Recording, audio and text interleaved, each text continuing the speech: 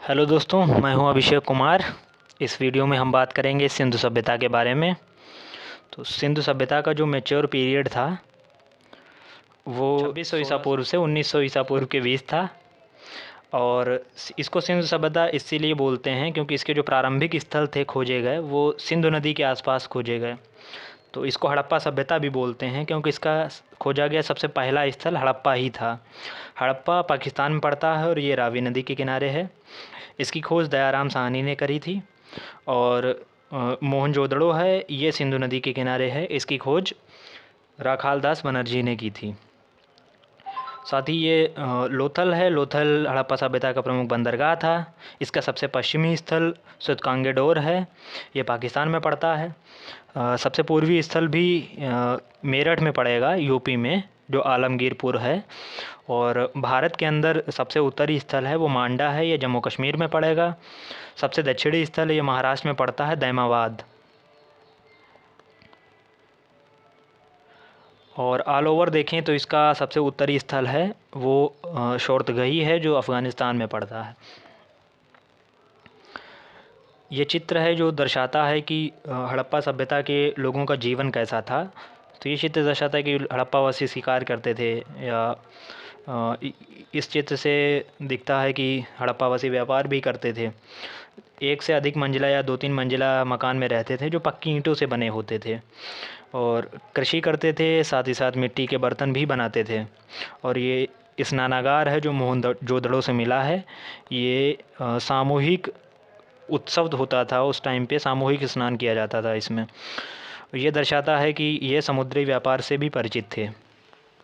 हड़प्पा की खोज Alexander Cunningham ने करी थी और इसका उत्खनन दयाराम साहनी ने किया। ये रावी नदी के किनारे है, पाकिस्तान में पड़ेगा। सबसे पहला स्थल यही था हड़प्पा सभ्यता का। दूसरा है मोहनजोदड़ो। मोहनजोदड़ो सिंधु नदी के किनारे है, राखालदास बनर्जी ने उत्खनन करवाया, पाकिस्तान में पड़ेगा। सुतकांगेडोर है, ये दास्क नदी के किनारे है, हड़प्पा का सबसे पश्चिमी स्थल है। चन्नूदड़ो गोपाल मजूमदार ने इसका उत्खनन करवाया, ये भी पाकिस्तान में है, सिंधु नदी के किनारे। कोटदीजी सिंधु नदी के किनारे है। रोपड़ सतलज नदी के किनारे है और ये पंजाब में पड़ेगा। रंगपुर मादर नदी के किनारे है और माधव स्वरूप वत्स एवं रंगनाथ राव ने इसकी खोज की थी और ये गुजरात के कटियावाड़ में पड़ेगा। लोथल भोगवा नदी के किनारे है, रंगनाथ राव ने उत्खनन करवाया और ये गुजरात के अहमदाबाद ज़िला में है। ये हड़प्पा सभ्यता का बंदरगाह था। आलमगीरपुर है, ये हड़प्पा सभ्यता का सबसे पूर्वी स्थल था। ये हिंडन नदी के किनारे है और ये मेरठ में पड़ेगा। बनावली सरस्वती नदी के किनारे था। और कालीबंगा है, ये घग्गर नदी के किनारे है, राजस्थान में पड़ेगा, राजस्थान के हनुमानगढ़ ज़िले में। कालीबंगन से चूड़ियों के अवशेष मिले हुए हैं और साथ ही जुते हुए खेत के अवशेष भी कालीबंगा से ही प्राप्त हुए हैं। धौलावीरा भी गुजरात का था। इसको धौलावीरा को अभी विश्व विरासत स्थल में शामिल किया गया है 1-2 साल पहले। बालाकोट अरब सागर में पड़ता था और इसकी खोज वही जॉर्ज डेल्स ने करी थी। अब देखते हैं हड़प्पा सभ्यता के बारे में कुछ महत्वपूर्ण तथ्य। तो ये चित्र है जो विशाल स्नानागार का है, जो मोहनजोदड़ो से मिला हुआ है। हड़प्पा सभ्यता कांस्य युगीन सभ्यता थी और इसकी खोज राय बहादुर दयाराम साहनी ने 1921 में की थी। हड़प्पा सभ्यता को यूरोप में हरियूपिया और मेसोपोटामिया में मेलुहा कहा गया है। तो ये हरियूपिया और मेलुहा शब्द हड़प्पा सभ्यता के लिए यूज किए गए थे।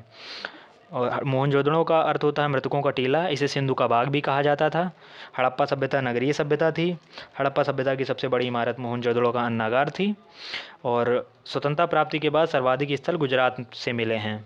सर्वप्रथम कपास उगाने का श्रेय भी हड़प्पा वासियों को ही है। सर्वप्रथम हड़प्पा सभ्यता से ही स्वास्तिक चिन्ह के अवशेष मिले हैं। और सिंधु सभ्यता का प्रधान बंदरगाह लोथल था। सैंधो समाज मात्र सत्तात्मक था। सिंधुवासी मात्र देवी और शिवलिंग की उपासना करते थे, जिसको पाशुपत शिव कहा गया है। और सिंधु काल में विदेशी व्यापार भी होता था। सिंधुवासी कई चीज़ें बाहर से आयात भी करते थे। तो तांबा था, वो खेतड़ी बलूचिस्तान से, जो पाकिस्तान में पड़ेगा, वहाँ से आयात किया जाता था। चांदी अफ़गानिस्तान और ईरान से आयातित होती थी। सोना कर्नाटक और अफ़गानिस्तान ईरान से आयातित होता था। टिन का आयात अफ़गानिस्तान और ईरान से किया जाता था। गोमेद का आयात सौराष्ट्र से यानी गुजरात से होता था। और सीसा ईरान से मंगाया जाता था। हड़प्पा सभ्यता के पतन के बारे में अलग अलग विद्वानों ने अपने अलग अलग मत प्रस्तुत किए हैं। तो नदी की शुष्कता यानी नदियाँ सूख गईं, ये कारण था पतन का, ऐसा मानते हैं सूद और अग्रवाल। प्राकृतिक आपदा जैसे भूकंप, सुनामी या टाइप का, या बाढ़ आ गई, ऐसा कुछ KUR कनेडी मानते हैं। पारिस्थितिक असंतुलन, फेयर सर्विस, इसके लिए जिम्मेदार मानते हैं। और आर्यों का आक्रमण, ये RT मर्टिमर व्हीलर, इसको हड़प्पा सभ्यता के पतन के लिए जिम्मेदार मानते हैं।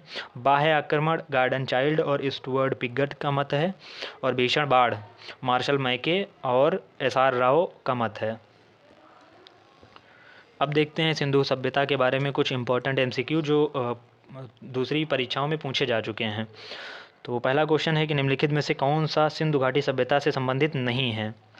तो कालीबंगा, रोपड़, लोथल, पाटलिपुत्र। तो सिंपल है, कालीबंगा राजस्थान में था, ये सिंधु सभ्यता का स्थल है। रोपड़ पंजाब में पड़ेगा, लोथल गुजरात में पड़ता था। पाटलिपुत्र है, ये बिहार में पड़ेगा और ये सिंधु सभ्यता का स्थल नहीं है। ये मगध की राजधानी रहा है, लेकिन काफ़ी समय बाद, लगभग वही 6ठी शताब्दी ईसा पूर्व के आसपास ये मगध की राजधानी बना।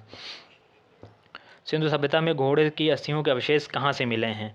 बनावली, चन्हूदड़ो, सुरकोतदा, सुतकांगेडोर। तो सिंधु सभ्यता में घोड़े की अस्थियों के अवशेष वही सुरकोतदा से मिले हुए हैं। अगला क्वेश्चन है कि मोहनजोदड़ो शब्द का अर्थ क्या है। पसंदीदा शहर, रहने की जगह, एक बाजार क्षेत्र, माउंट ऑफ द डेड। तो ये मृतकों का टीला, या इंग्लिश में क्या माउंट ऑफ द डेड, ये मोहनजोदड़ो का अर्थ था। अगला क्वेश्चन, सिंधु घाटी सभ्यता के बारे में इनमें से कौन सा कथन सत्य है। तो पहला है सिंधु के लोग कपास का उत्पादन करने वाले पहले थे। दूसरा है कि उन्होंने लकड़ी के बक्से में अनाज भंडारित किया, तो ये गलत है, उन्होंने मिट्टी के बर्तनों में अनाज भंडारित करना सीखा। और अगला स्टेटमेंट है कि सिंधु घाटी सभ्यता पंजाब, सिंध, बलूचिस्तान, गुजरात, राजस्थान और पश्चिम बंगाल के कुछ हिस्सों को कवर करती थी। तो हमने देखा जो इसका जो सबसे पूर्वी स्थल था आलमगीरपुर है, जो मेरठ में पड़ता है, जो यूपी में ही है। पश्चिम बंगाल से सिंधु सभ्यता का कोई लेना देना नहीं था। और ये पंजाब, सिंध, बलूचिस्तान, गुजरात, राजस्थान तक तो फैली थी, लेकिन पश्चिम बंगाल तक नहीं। तो सी वाला स्टेटमेंट भी गलत हो गया। सिंधु के लोग कुत्ता, बिल्लियों और घोड़ों को बड़े पैमाने पर पालते थे, तो घोड़े को पालने का कोई साक्ष्य नहीं मिला हुआ है, तो ये वाला क्वेश्चन भी गलत है। तो पहला स्टेटमेंट एकदम सही है, सिंधु के लोग कपास का उत्पादन करने वाले पहले थे। अगला क्वेश्चन, हड़प्पा सभ्यता के एक हिस्से लोथल की खोज किसने की थी। दयाराम साहनी, SR राव, राखाल दास बनर्जी, RS बिस्ट। तो इसकी खोज RS बिस्ट ने की थी। हड़प्पा काल का इनमें से कौन सा नगर 3 भागों में विभाजित था। तो वो धौलावीरा था। सिंधु सभ्यता किस युग से संबंधित है। प्रागैतिहासिक युग, आद्य ऐतिहासिक युग, उत्तर ऐतिहासिक युग या ऐतिहासिक युग। तो सिंधु सभ्यता है वो आद्य ऐतिहासिक युग से संबंधित है। प्रागैतिहासिक युग वो है जहाँ मानव का कोई लिखित साक्ष्य नहीं मिला हुआ है। आद्य ऐतिहासिक युग में लिखित साक्ष्य तो मिला है, लेकिन उसको पढ़ने में हमें सफलता नहीं मिली है। ऐतिहासिक युग ऐसा है जिसमें लिखित साक्ष्य भी मिला है और हमने उसको पढ़ भी लिया है। तो हड़प्पा सभ्यता है ये आद्य ऐतिहासिक युग से संबंधित है, जहाँ इस पे लिखित साक्ष्य तो मिलते हैं, इसकी मोहरों पे लेख मिले हैं, लेकिन उनकी लिपि को हमने अभी तक पढ़ा नहीं जा सका है। सिंधु सभ्यता का महान स्नानागार कहाँ से प्राप्त हुआ है। मोहनजोदड़ो, लोथल, हड़प्पा, कालीबंगा। तो महान स्नानागार है वो मोहनजोदड़ो से मिला है। लोथल बंदरगाह था जो गुजरात में पड़ता है। कालीबंगा राजस्थान में पड़ता था। हड़प्पा पाकिस्तान में पड़ेगा जो रावी नदी के किनारे है। अगला क्वेश्चन है कि निम्नलिखित में से कौन सा हड़प्पा सभ्यता का बंदरगाह है। निम्नलिखित में से कौन सा एक हड़प्पा सभ्यता का बंदरगाह है। तो वो बंदरगाह लोथल था। सिंधु घाटी सभ्यता के लोग किसकी पूजा करते थे। तो पाशुपत की पूजा करते थे। बाकी ये तीनों देवता ये वैदिक सभ्यता से संबंधित हैं। हड़प्पा सभ्यता के लोग निम्नलिखित में से किस धातु से परिचित नहीं थे। तो वो लोहे से परिचित नहीं थे।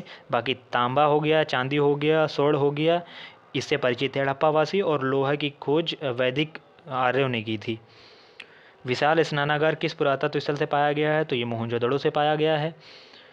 और इसी के साथ आज का ये वीडियो समाप्त होता है। मिलते हैं अगले वीडियो में। धन्यवाद।